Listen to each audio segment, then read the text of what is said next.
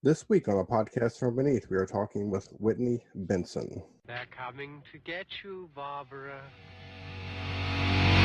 It has been established that persons who have recently died have been returning to life and committing acts of murder. The unburied dead are coming back to life, seeking human victims.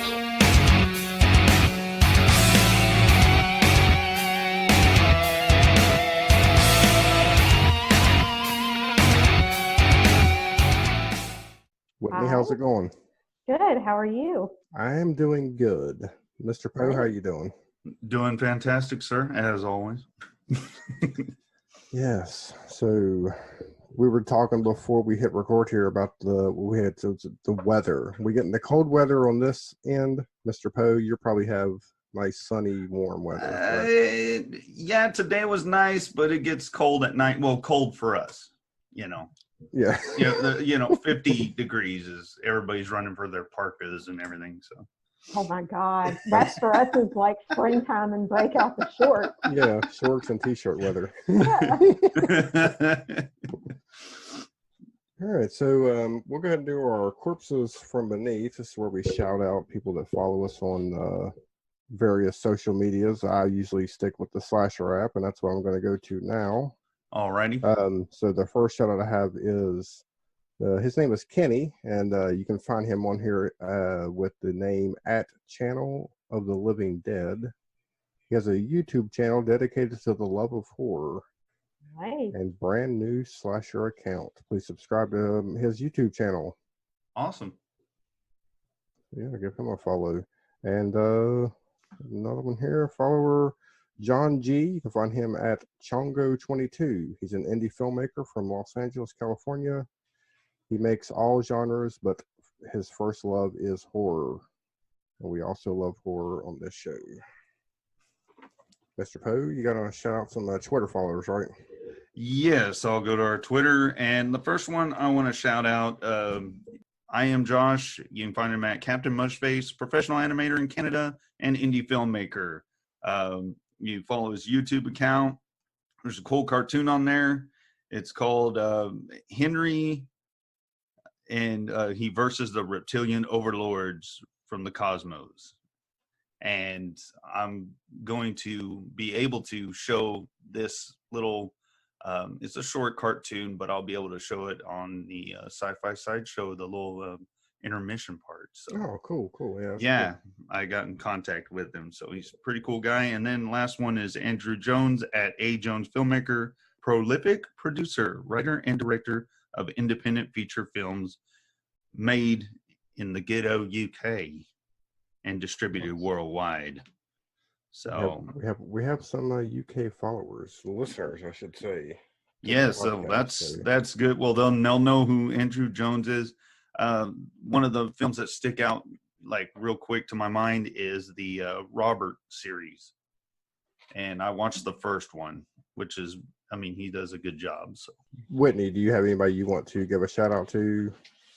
I guess I could just say that all of my cast and crew for Red Summer Massacre at this point. I'm gonna quickly go through this next segment, which is called Tales from Tubi. Tales from Tubi TV. This is a remake. This came out in 2015, but it's called Vampires. Deep in the rural English countryside, two tempting daughters of Erebus, the wraith-like phantoms Fran and Miriam, prey on the innocent and the foolishly brave to tread alone. This was a remake of the original Vampires. I think came out like 1972 or something like that. It's basically I don't want to say a shot-for-shot remake, but they pretty much follow the same plot as the original, and I've seen both of them. But I really enjoyed. I mean, I like the old one; is probably my favorite. But I really enjoyed this remake. I thought they've done a pretty good job with sticking to what the original movie was.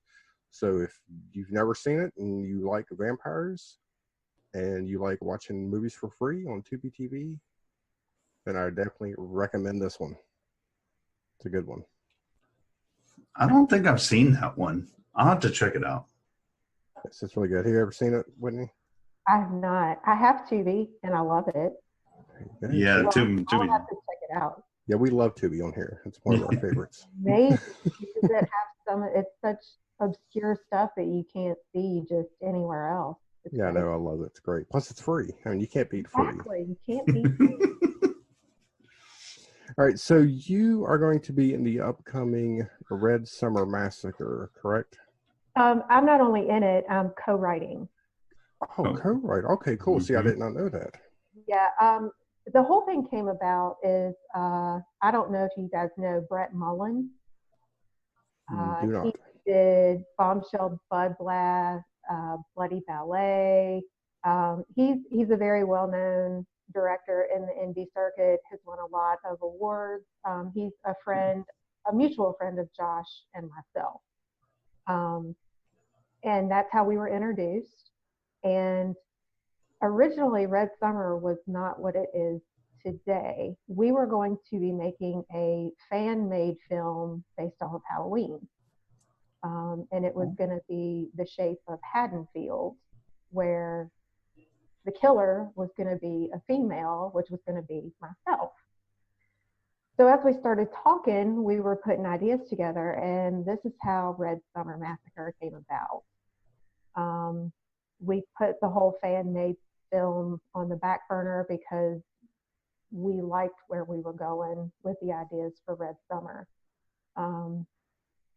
So we just started writing it, and Josh's best friend, who is Zach Bryant, came in, and the three of us are doing it together. This movie is going to be filmed on my farm. I have a 400-acre farm.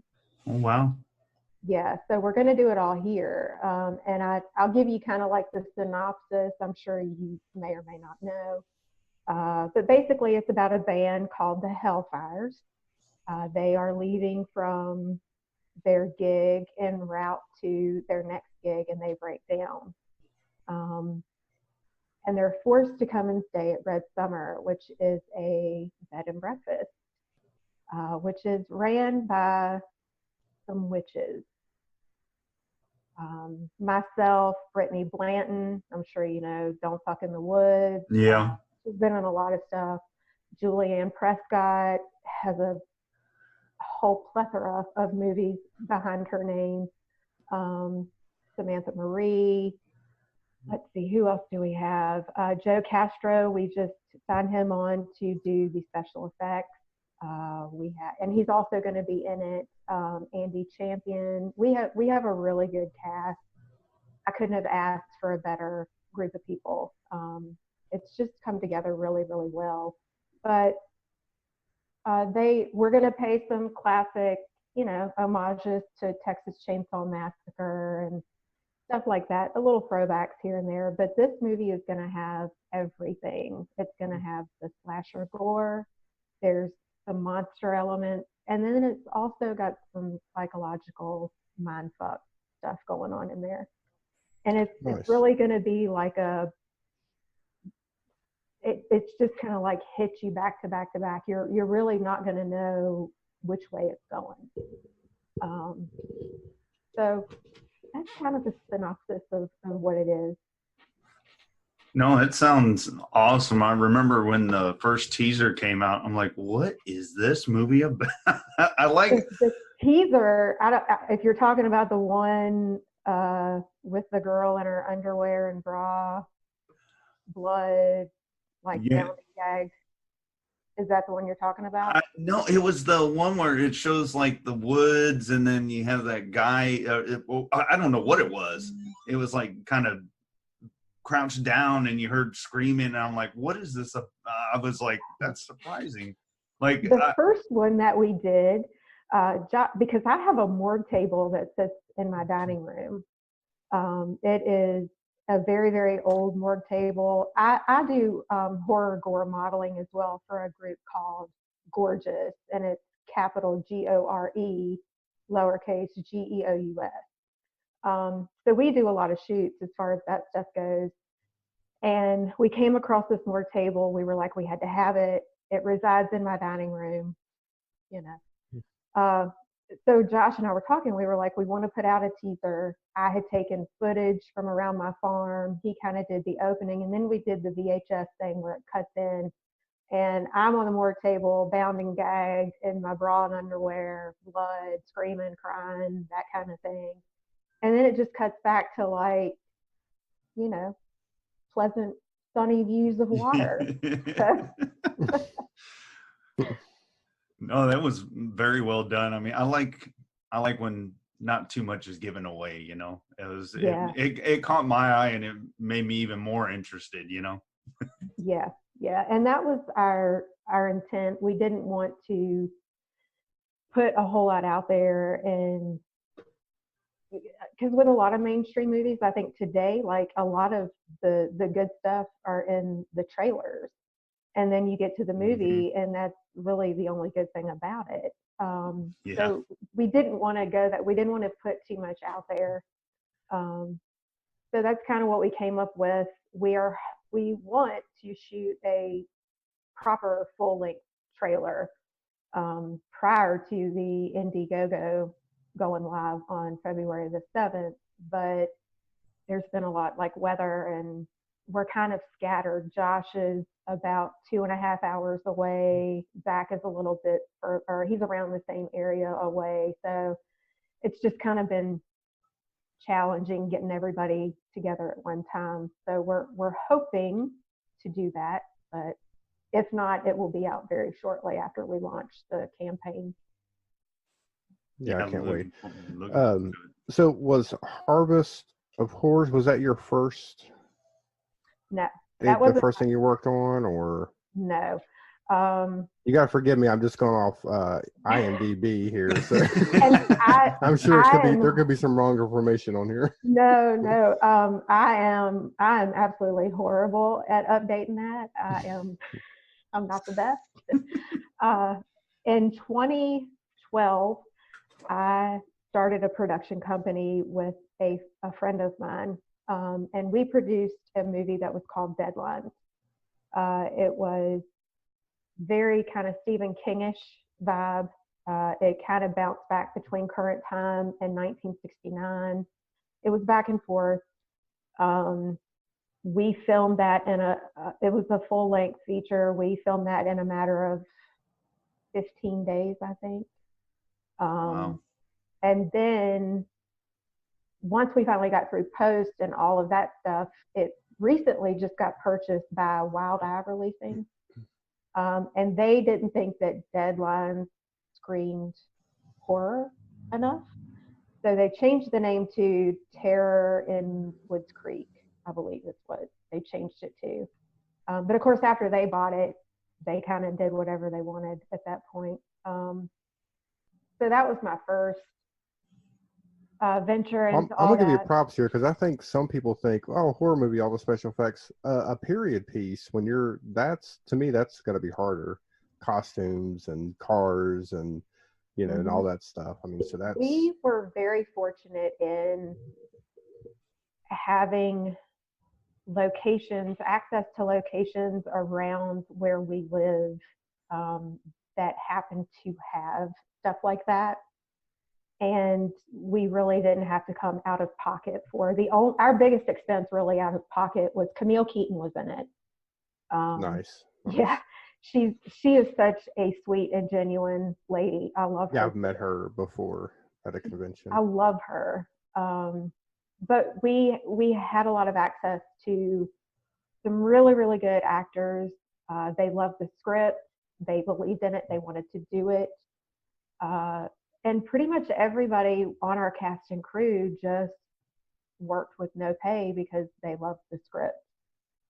And it did take us a little bit to, you know, properly piece it between current day and flashbacks and that kind of thing. But it came together, and it ended up really, I was proud of it at the end of the day. So then the next one that I was involved with was a movie called Redneck.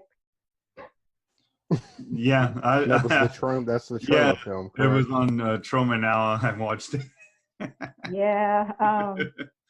a lot of that was actually filmed here at my farm as well. And it's not really in the trauma quote unquote wheelhouse because it's not horror related at all. No. It's like a weird musical comedy kind of thing. I mean, there's no horror whatsoever in it. And that was done by John Birmingham, who also did Vampires in Zanzibar. Don't know if you've ever seen that one or not, but Doesn't sound familiar. yeah. That, and after he finished that one, he had it for quite some time, and then Trauma came along and bought it. So that was kind of Rednecks, and then us filming Deadlines was kind of happening all in the same time frame. Once we finished Deadlines and did post-production and got through all of that, I had kind of stepped away at that point. I was, my son at the time was in high school. He's a baseball player. So, other stuff was kind of taking precedence at the time. And then I finally got back over into it, and then came Harvest of Horrors with Brad. I love Brad. He's a great guy. And that was a lot of fun. I was a stripper vampire that, I got to bite a guy's dick off, and it was fun. So I mean, I know the Rednecks is available on Trauma now. Like if because I'm kind of interested in the Deadlines film. Where can I find it at? Is it available anywhere? I don't know that Wild Eye has released it yet on their end. And like I said, they changed the name from Deadlines to Terror in Woods Creek. But what I can do is I will send you guys a link that I have to it, and you guys can watch it whenever. Okay, cool. Awesome. Cool. Thank you. Awesome. Thank you. Yeah. So, going back to, I guess, your history, like are you a fan of horror? Have you always been a fan of horror before getting into the filmmaking, or? Yeah, I fell in love with horror at the age of 10. Oh, wow. The first movie I had ever seen was Nightmare on Elm Street. And I was 10. And at that moment, I was just completely infatuated. I was fortunate enough to not, my parents didn't really shelter me as far as what you can watch, what you can't watch. So we had like HBO and stuff like that. So I got to stay up and watch the movies that you didn't get to see, on your normal channels. So I just fell in love with it. And then I would sit in my room and write scripts. And then I would make like the neighborhood kids be in my movie. And then it just kind of, it just never stopped. It really just, that was my world. That was all that I cared about. That was all I wanted. And my mom and dad at that point knew that I was going to be in this industry some way. So they just, as long as I kept my grades up and did what I needed to do, then they were okay with everything. So, I do have them to thank for not sheltering me and not letting me, have the freedom to enjoy those movies when I did. At 10 years old, a lot of parents wouldn't let kids do that. Yeah, the one thing I'd like to brag about is the first movie that I remember seeing was The Fog, 1979, in the theater. Oh, wow. God, that is one of my all-time top 10 favorite movies ever. It is good. It is a good one. Yeah, so that was like my introduction to a horror. Yeah. Love that movie So much. I was like maybe 4, I guess, when it came out. Oh, wow.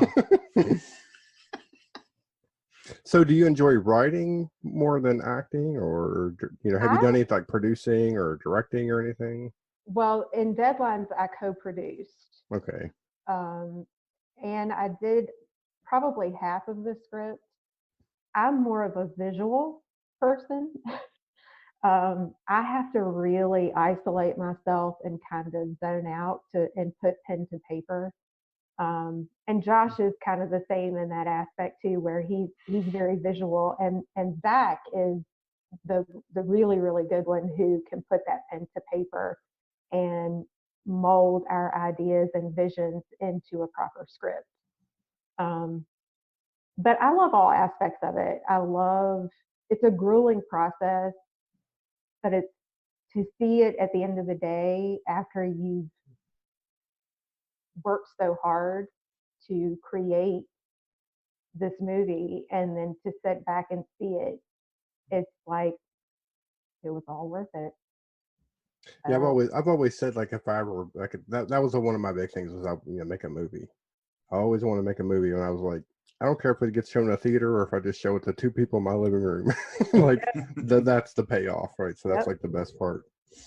Yeah, and we've had a lot of really, really positive feedback, which makes all the difference in the world. The buzz has been very positive. Everybody seems to be very excited.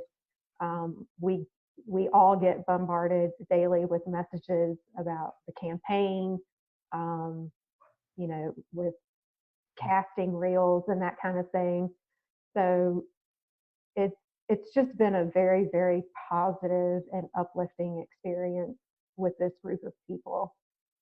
So you mentioned the campaign that begins February 7th, correct? Yeah. And do you I hate to like put you on the spot again, but do you have the perks, the tiers? Is some of that planned out? Do you have some of that? You can tell everybody what they can possibly get if they donate? We have so many. There are, of course, like pre-orders of Blu-rays with special covers. We have video thank yous. We have, kind of the typical, like, your name in the credits as a special thank you, or I know one of them I think we're going to do is you can come one day on set and have lunch with the cast. God, there's so many. There's like t-shirts that we wear that we're going to autograph, posters.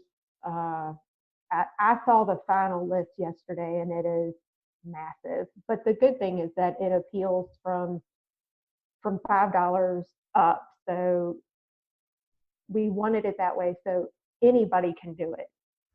We didn't want to go out and have something that was like for $100 you're going to get, this crazy stuff, like that really isn't, like, I don't want to say practical, but we want everybody who's going to put their money into this film to feel appreciated and that we're very thankful for their contribution, and we want to give you something that you're going to really like. So the list was massive. Yeah, I think, even just getting a DVD or Blu-ray to me is worth it. Even if you don't get anything else. And I think the Blu-rays, the pre-orders we're doing, there's a couple of different covers that you can pick from that we're going to do. And I'm pretty sure they're all signed by the cast. Yeah, I was trying to pull it up here, but I couldn't get it to. Can't get my computer to work right. My phone, your computer. Yeah. So, do you already have like the casting? Is that all completed? You have everybody that's going to be in it? We still have a few roles left. We have, I think, one main or one lead role for a male. We have a few extras that we need to cast, but for the most part, we're pretty much wrapped on that. So whenever the campaign's over, you're just going straight into. Have you already done any production at all yet, or? No, you're waiting our for production isn't set until our film dates are September the 1st through September the 12th. Okay, so you're just waiting till the campaign is over to start. Yes. Okay. I didn't know if you already had. Just anything else filmed that you could have done, previously. Yeah, prior to all of that, we're going to be doing like some B-roll, just some pickup shots, that kind of stuff where we don't really need any of the cast for, stuff like that. Yeah, if you do a trailer, I know a guy that can do the voiceover for it. Oh yeah. And Mr. Poe, he can do it for you. He was the voiceover for the Bloody Summer Camp trailer. Oh, okay. Yeah, that was fun. Dave put out a thing on Facebook, and he's like, "Anybody up for some free voice work?" I'm like, "Why not? I'll try it." I thought there was Yeah, gonna I be mean, like, hey, you never know till you try. yeah, I was like, "There's got to be like 20 people better than what I can do." You done a And damn I fine job. think voiceover work sometimes is really hard because I tend to have a very Southern accent, and they're like, "Are you from Georgia?" And I'm no, no. I get that all the time too, but when I hear myself, I'm like, I don't sound that bad. See, when I hear myself, I'm like, "Oh my God, I sound so country." That's all right. We're both country, aren't we? So if you could, on this film, if you could have any actor be in this film, who would it be? God. Oh, there's so many people. I don't know. That's so hard. That is a pretty hard question to pick from I would have to everybody. go back to a classic and probably say Nick Castle. Oh wow. Yeah. I mean, Would you want him to play the killer? I don't know that I would want him to play the killer so much. It would be nice to see him in something different other than the killer. So what's the plans for the music for this movie? What kind of music are you going with? Well, the Hellfires, the band itself in the movie is kind of like a rock group. I do know, I believe Rebel Flesh is one of the bands that is going to be doing some of the music for the film, and I believe Josh has another band also that's going to be doing some of the music in the film. But the band within the group, or within the movie, the Hellfires, is a rock group. So. Now, is that a real band or is that just a made-up band for the movie? It's a made-up band for the movie. Okay, because I know They look like Crystal Cleveland. I'm not sure if you're familiar with her. She's absolutely gorgeous. She is one of the members of our group in the Hellfires, Kaylee Williams. She's also one of the members of our band. Roger Connors is also one of the members of our band. And then the other male lead that we haven't cast yet makes up the fourth person of the band. Okay, because I know, so I've seen, I guess somebody posted about something about the band on Facebook. I was trying to find it here. Oh yeah, just the Hellfires. It's a picture of a girl. That's Crystal. It says the Hellfires. Okay. So I didn't know if that was a real band or not. I didn't know what that was. No, it's the band that we made for the movie. Okay, well, that's cool. I do like the tagline to the movie. I know it's been on the posters. Rock and roll doesn't die; it just goes to hell. That's just kick ass. I love it. I was like, man, that is one hell of a tagline. We did like a little contest of whoever could give us the tagline. You know, you obviously got it on all of our promo stuff. And I'm trying to think. There were so many that came through. And I can see his name just like right in front of me, but I can't think of it. I believe his name's Anthony. I can't think of it. That's anyway, a great last name. Yeah, he came up with it, and it fit. It was perfect. No, it is. I think it goes with the theme because I was like I said, the trailer kind of left me hanging. I'm like, okay, what's this about? And then I saw the one poster with the claw holding a van. Yep. And then I absolutely love the new poster. I mean, that's just with the scarecrow. Yes, I love it. I was like, I'm telling you, Josh did that. Josh is fucking amazing when it comes to like the graphic art. And I mean, he's done all of the art from the whole beginning. And he's like been cranking out posters every week. But he's been doing that all by himself. And he is so amazingly talented at that. I'm super envious, and I tell him that all the time. I'm not a graphic artist or anything of the sort, but he just fucking kills it. So the Scarecrow, is that something that's in the film, or going to be in the film? It is, yes. Okay, because that looks really cool. And then the other question I had is I was looking through here, the post you have that says check in 3 p.m. check out never with the red summer bed. Is that where that's filmed at? This house that's in this picture? Yes. See, that looks cool. That's my house. Oh, is it? Okay. I just took photos of my house, and Josh just kind of like changed it up a little bit. There added the Scarecrow, and then there's another one where he didn't really do a lot to the front of the house. He just kind of added like a sign in the front and that kind of stuff. So yeah. Yeah, I really dig that, the check in 3 p.m. check out never. Yeah, it's on here because nobody's ever checking out. Right. And I do love, when it comes to horror movies, I am a big fan of like the witchcraft movies, Mm-hmm. anything that involves witchcraft or Satanism. I'm really into that stuff. I mean, I do practice witchcraft. I'm very big into that. I have a 666 tattooed on the back of one leg and a Leviathan cross on the other. So that just kind of gives you my background.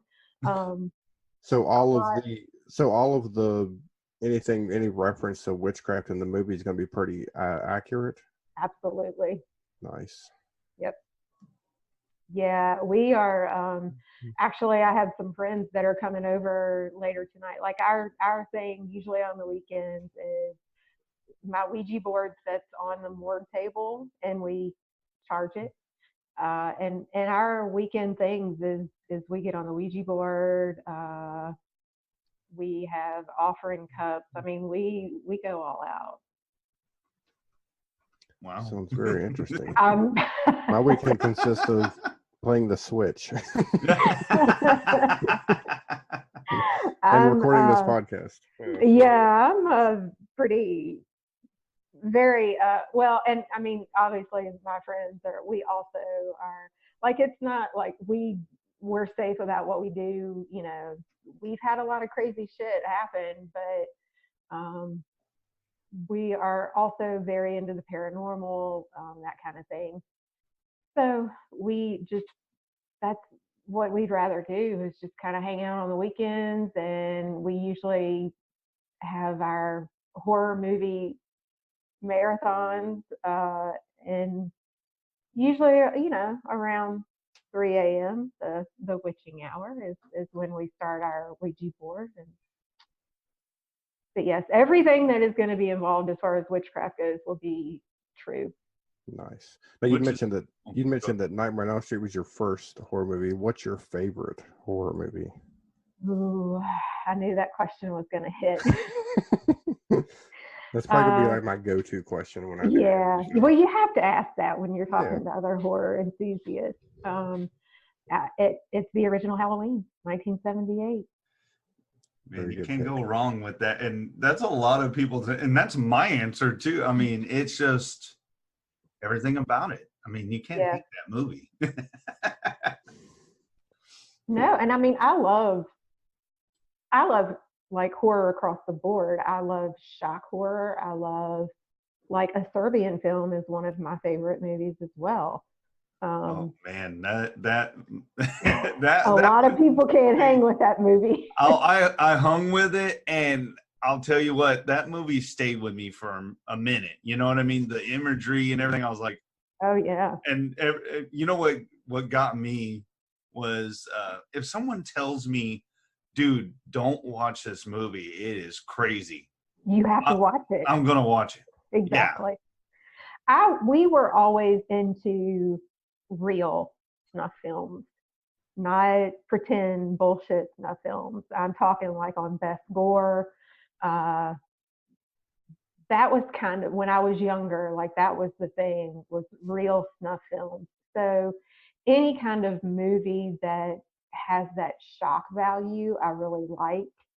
But I love my classics, Friday the 13th, Nightmare on Elm Street, Halloween, Sleepaway Camp. I love all of the Sleepaway Camp movies. I love the classics.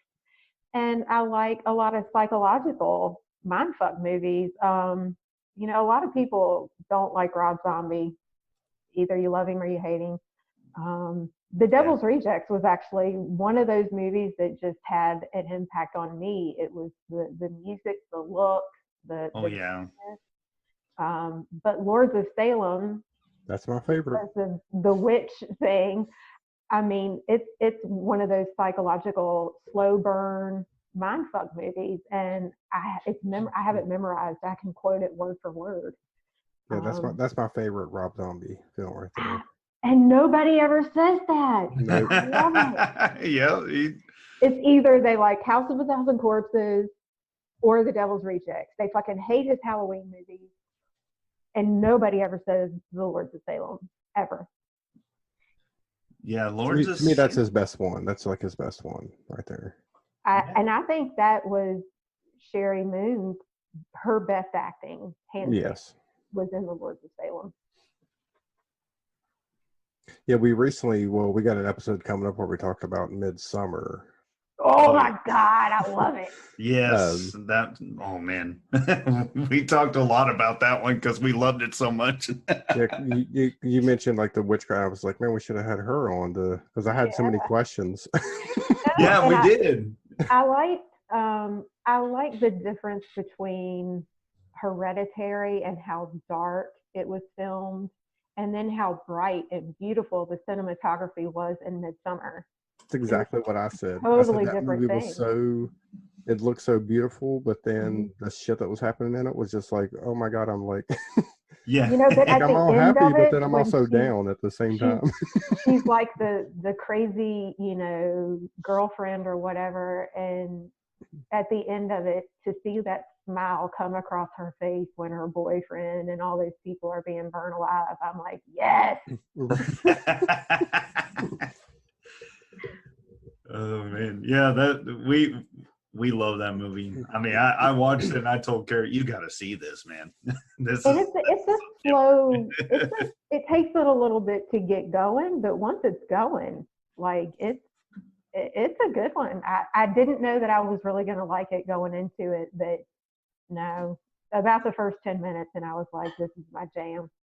Yeah, I said on that episode, because I can say it now because this episode will be out after that one, but I'd said that I would say 99% of the people that say they love it actually don't. They're just saying it because they're guaranteed not that many people are getting into that movie. But I loved it. Yeah. And I think it's either they loved Hereditary or Midsummer. It's not both. But yeah. Hereditary was awesome too. I loved it. Yes, it was brilliant. Yeah, when it comes to like other movies, though, like Mr. Poe got me hooked on a new genre to me called micro budget horror movies. They're made for $10 and a Snickers bar. And they are weird. Whoa. Snickers bar? That's kind of highbrow, dude. Well, I guess. But sometimes when your budget is limited, it's what you can come up with. That's kind of like when your creativity is pushed to the limits. And that's, for me, like, I think that's kind of a true sense of your capability, is when you don't have a big budget like that and you have no other option but to go with, within your creative abilities and put it together. And sometimes those end up being the best things. Right. Well, I've got to draw the line at using ketchup for blood when it's just easier to use Carey syrup and red food coloring. Yeah. I mean, you can even, it's not very expensive either, really, to buy. I mean, for a lot of the horror gore modeling that I do, like, we literally buy it by the gallon because we use so much of it. And that's just because we don't want to get like all sticky, because we're usually like way out in the woods somewhere or that kind of thing. But now the what'd you call it? The website or it's BloodyGOREgeous. BloodyGOREgeous, and is it like a website or We have a website. There's a Facebook page, Instagram. We're across the board. just everywhere, just like everybody is? Yeah. Yes. You gotta be. So how long have you been doing the modeling? I first started with the horror gore modeling with this group in 2013. And it was just a natural fit because of my love for horror. And the two girls, they're married, that run it, have become my best friends over the years. And that's actually who that comes over every weekend, and we do the Ouija board and all that stuff. So Heather Taylor is the photographer. Her mind it just amazes me, the concepts that she can come up with and things that we've done in the past. In July, I don't know if you're familiar with Zoe Productions, but they do like fright pack things, that kind of stuff. In July, we did one that was a Friday the 13th Part 2 tribute to Steve Dash. And I got in my pond and elected to get drowned, and then my head was chopped off. And there's a lot of like nudity and stuff like that in this modeling. Last weekend we sat here in my living room because Zoe is now getting ready to do a metal box. So we did some exclusive photos for that box, which involved me pouring hot candle wax all over my chest. So, yeah. Yikes! So did you do it? Did you do a shoot with a big muscular guy with a sack on his head? If that is the Friday the 13th. If not, I'm on the wrong site. I was trying He's to not find very it. muscular though. No, okay, I'm on the wrong site then. I mean, he had like the I'll look burlap for that sack later. on his head, and he had like on a blue looking flannel shirt with a pair of bibs. Yeah, I was definitely on the wrong site. Where'd you go? I don't want to talk about it. It's GORE in all caps, and then it's GEOUS. Okay.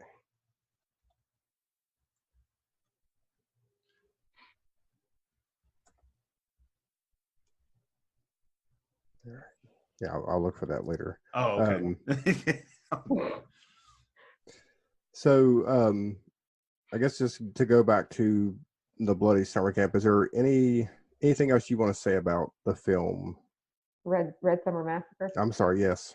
Sorry. He gets them mixed up. It's okay. Plus, we just done that one last week. So it's okay. Red Summer Massacre. Anything you want to tell our listeners? What I would like to say is that this is going to be a movie for everyone, because we are bringing in all three of the elements of the slasher gore, monster elements, as well as that psychological slow burn kind of vibe. So we did that on purpose because we want this movie to be appealing to everyone. Like I said, we have the best cast and crew. I've named off several. We have not a huge cast, but I mean, it's pretty big. And they're just so good. And everybody has been working extremely hard, promoting the film, sharing all of the posts that we have. Like I said, we've got Samantha Marie, who did a teacher shortage. I think it's my ex-girlfriend is a serial killer. She is our producer. We have Noelle Berger, who is one of our associates. Heather, I don't want to butcher her name. I want to say it's Fornelli or Fortelli. She is one of our associates. But we just have a really, really good cast and crew, and everybody's working super hard. And we just want everybody to love it. I know not everybody's going to love it, but that's what we want. And we have, especially on the day that we launch our Indiegogo campaign, there will be exclusive perks for that date only.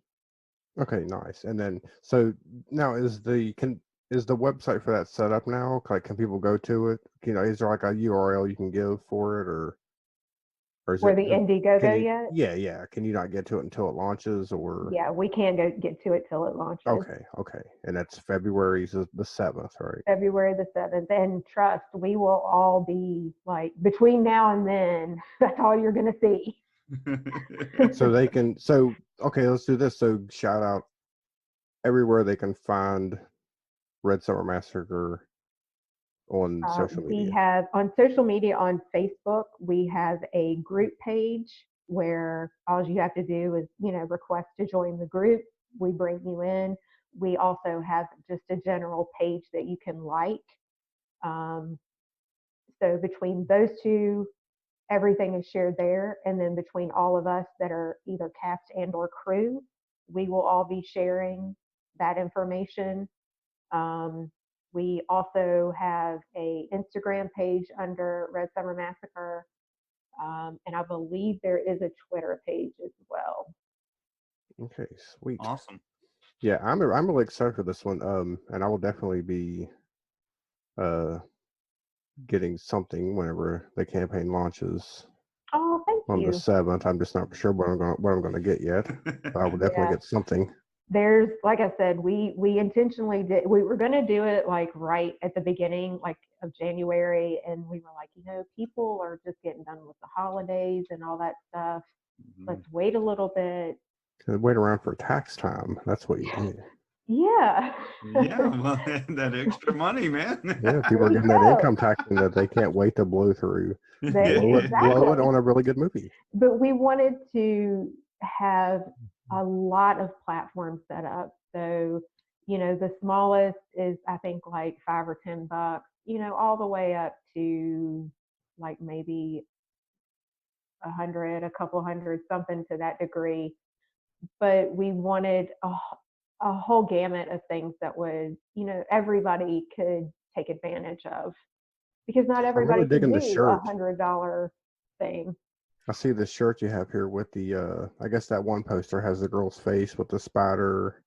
I'm digging that T-shirt. That is Brittany Blanton's face. That may be what I have to go for then. I have to go for the T-shirt. We're gonna have that one. We're gonna have the one where the van with the pentagram, that kind of thing. Mm-hmm. We're going to have a T-shirt for that one. And then I think we are going to do a T-shirt with the scarecrow as well. Sweet. I may have to get 3 T-shirts then. I'm going to be collection broke just went this. up. Yeah, I'm going to be broke before this film season's over with. So where can they find you, like your, if they want to follow you on Twitter or? On Facebook, I'm just under Whitney Causey Benson. It's Causey. That's the middle part there. Everybody is like, huh? There's that. On Instagram, I am under BloodyGOREgeous. And on Twitter, I am GoreHore12. Nice. Which I think we follow you on Twitter too. Yeah. I don't know. I'm not on the Twitter. I gave the Twitter over to Mr. Poe. I'm not. Yeah. Twitter is like my. I'm too old for Twitter. Platform. I might hop over on it every now and then, but I'm primarily either Facebook or Instagram. So. Yeah, I think everybody is. Twitter is nice to have, and there's some people that just exclusively use that. It's just weird. Everybody has their preference, but yeah, Facebook and Instagram. I have a lot of friends who are in the adult entertainment industry, and of course, there's nothing filtered and anything goes on Twitter. Yeah, and I support my friends who are in that industry. So, see, Tumblr used to be good for that, but now they're not since Yahoo. Everybody's getting so finicky about it, and now it's kind of like Patreon, where you kind of have to have a monthly pay per service kind of thing. Right. Yeah. Yeah. All right. Well, it was really good talking to you. This was a really good interview. I loved this one. I'm starting to really enjoy doing interviews, and this was a really good one. Thank you so much. I'm so happy to do it, and thank you guys for having me. Yeah, I mean, despite the technical difficulties, Yeah. this was a really good. I mean, this was a good one. I loved it. No, I'm real excited about the film. You guys, y'all are working your butts off over there. I mean, I keep up with you on Facebook, and I see the new post. Like you said, Josh puts out a new. Josh is firing them out, man. He's on it. And the last one he put is the Scarecrow one. He goes, "This is the last one, I promise." So, but I mean, I love indie film. I mean, I'm excited for this one, and there's a lot of projects I'm excited for, and I can't wait to see what everybody comes out with. And yeah, thanks for taking the time out, and coming over here and talking to us, guys. No problem. Anytime. I'm down. Awesome. All right, so Mr. Poe, where can they find you on the internet? Oh, they can find me on the Slasher app at They Call Me Mr. Poe. They can find me on Twitter with the same handle. And of course, B Movie TV. Watch the Sci-Fi Sideshow, 8 o'clock, wherever your 8 o'clock is. Yes. And you can find me on Twitter at 1313 Inc. And of course, we have the Facebook groups, the Facebook page. We're on Instagram and everything else. And then also, don't forget this August, you can come see us at the Fear Fest, West Virginia, and Pipe Stem. We're going to be there we're going to have a table set up, and we're going to be selling T-shirts and hopefully selling some stickers and giving some stuff away. So make sure you come by and see us there. And Whitney, again, thank you for coming on here. This was awesome. Thank you for having me.